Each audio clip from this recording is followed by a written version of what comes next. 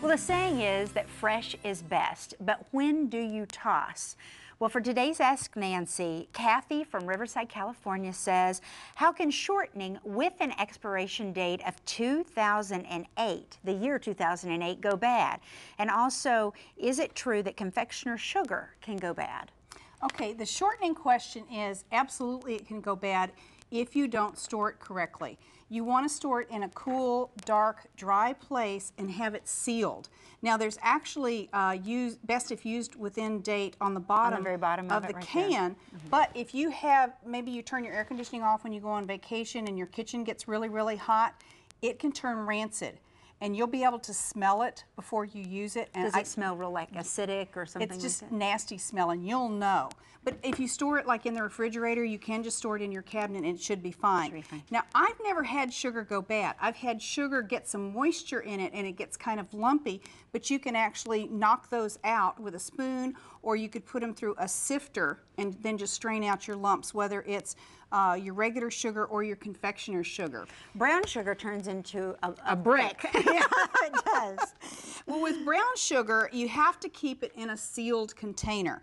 Now, there's also this little terracotta piece I swear by, because what you'll do is take that, you can put it in some water, soak it, and then put it inside your brown sugar so you keep that moisture in there. If you don't want to use the terracotta piece, you can put an apple in there and let it freshen up, but you want to write yourself a note on the refrigerator because you don't want to leave that apple in there very long. Now, what is this? This is baking powder, and it's recommended that you don't keep your baking powder more than 9 months. If you flip the can over, you'll see best if used by, and it might have up to 2 years, but that's sealed. It's very important to have fresh baking powder so that your items will rise properly. So, you know, it's really a good investment to replace that. Cake mix? Cake mix has a leavening agent in it, and I've read where you can keep it longer than a year, but again, because the leavening agent's in there, I really wouldn't. I would go ahead and just buy my cake mixes when I want them. Flour, it has a best if used by. You want to keep that in like a sealed plastic container or your canister. You want to make sure you have a really good seal on your canister.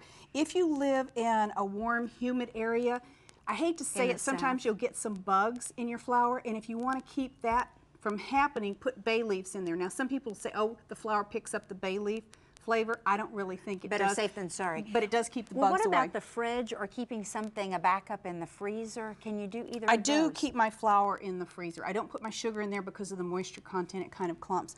And if you're talking about your dairy products, they always have an expiration date on them, and you want to honor that expiration date. So keep track of your dates, discard, and we love your questions, so keep them coming. Next on Ask Nancy, leavening agents.